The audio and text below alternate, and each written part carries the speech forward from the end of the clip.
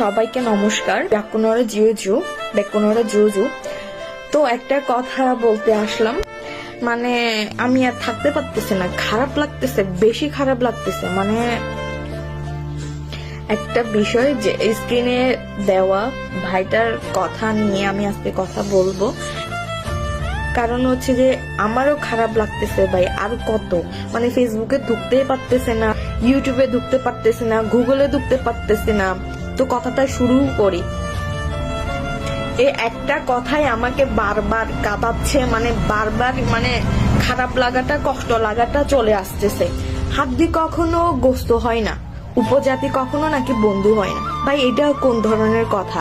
আমরা আজকে হচ্ছে যে 8-9 বছর ধরে একটা ফ্যামিলির সাথে একসাথে মানে আসি, মানে একটা জায়গাতে। আমাদের বাসাটা এখানে, ওনাদের বাসাটা এখানে। ভাই এত বছর যদি আমরা যদি মানে বন্ধুই হতে না পারতাম, আমরা যদি মানুষের গোস্তই খাইতাম, তাহলে হচ্ছে যে আমরা কেমনে 7-8 বছর ধরে একসাথে আসি, আমরা একটা জায়গাতে আসি, মিলেমিশে কেমনে আসি। আদি কখনো গোস্ত হয় না, উপজাতি কখনো বন্ধু হয় না। এই কথাটা আসলে সকল আদিবাসীদেরকে অনেক কষ্ট দিচ্ছে। আপনাদের বলাতেও ভুল ভাই, আপনাদের সর্বপ্রথম কথাতেই ভুল। আমরা উপজাতি নই ভাই, আমরা আদিবাসী। 2023 সালে এসে যদি আপনারা মূর্খতার মতো কথাবার্তা বলেন, তাহলে তো এগুলো মূর্খটা সারা আর কিছু আছে ভাই। 2-1 জনের জন্য পুরা আদিবাসীদেরকে আপনারা এভাবে হেনস্থ করতে পারেন না। বাংলাদেশে বেশিরভাগ মানুষ হচ্ছে এখন শিক্ষিত। তাহলে আপনারা যদি শিক্ষিতই হয়ে থাকেন, ভালো যদি হয়ে থাকেন, তাহলে এইসব কথাবার্তা কেন আসতেছে ভাই? আপনারা যদি শিক্ষিতই হয়ে থাকেন, তাহলে হচ্ছে যে অশিক্ষিতের মতো কেন কথাবার্তা বলতেছেন ভাই? কেন আপনারা একটা জাতিকে অসম্মান করতেছেন? নিচু মন মানসিকতা নিয়ে কেন কথা বলতেছেন? একটা জাতিকে, আপনারা শিক্ষিত জাতি হয়ে একটা আরেকটা জাতিকে কিভাবে আপনারা অসম্মান ভাবে কথা বলতে পারেন? এমন নিচু মন মানসিকতা নিয়ে কিভাবে কথা বলতে পারেন?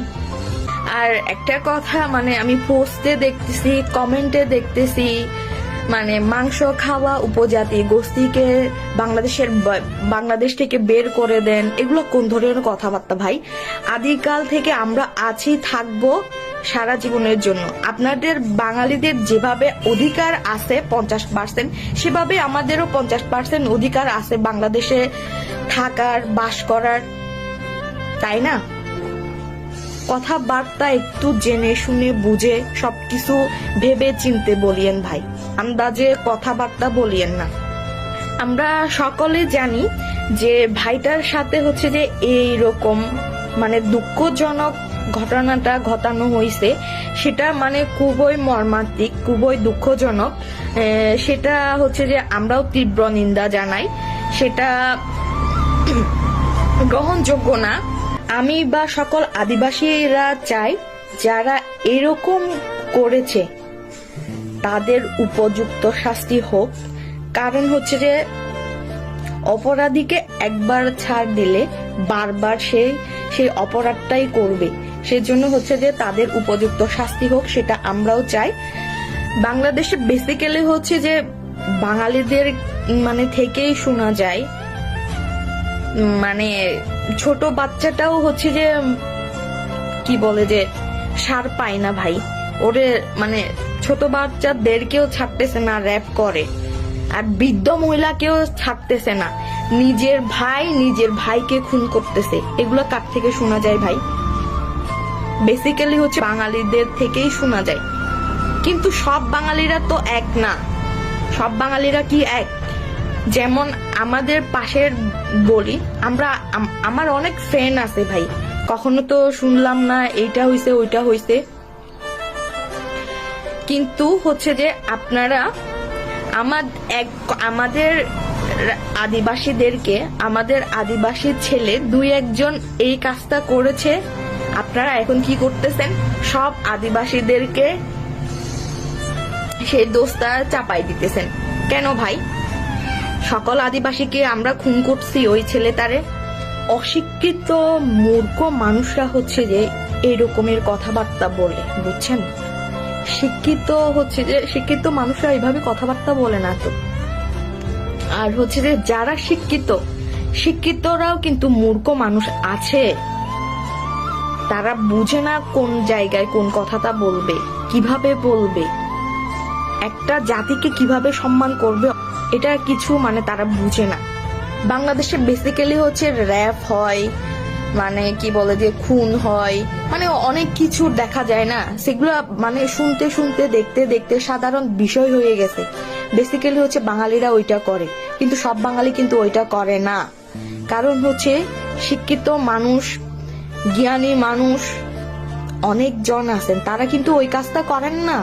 যারা অজ্ঞানী, যারা মূর্খ, যারা অশিক্ষিত মানে লেভেলের, তারা এই কাজটা করে, এই কাজগুলা করে। তো আপনারা কেন হচ্ছে যে দুই একজন আমাদের আদিবাসী দোষ করে সকল আদিবাসীদেরকে দোষ দিতেছেন? এটা ভালো একটা মানে কি বলে ভালো মানুষের কাজ, ভালো মানুষের মন মানসিকতা, এটা সবটা হচ্ছে মূর্খতা, বুঝছেন?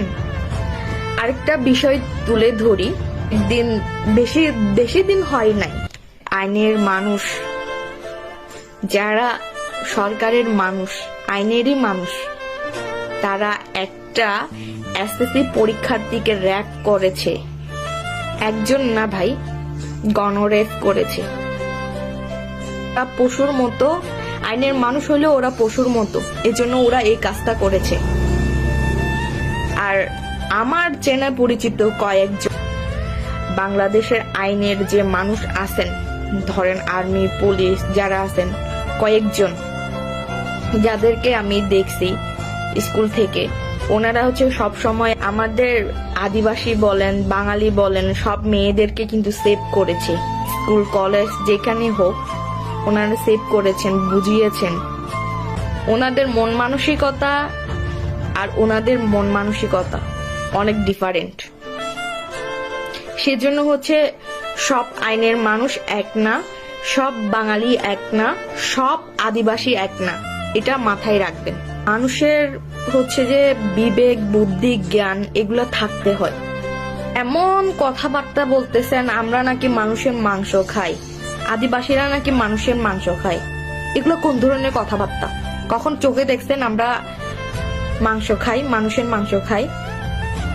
আপনাদের জ্ঞান, বুদ্ধি, বিবেক সবকিছু কি নিচে চলে গেছে, গোল্লায় চলে গেছে?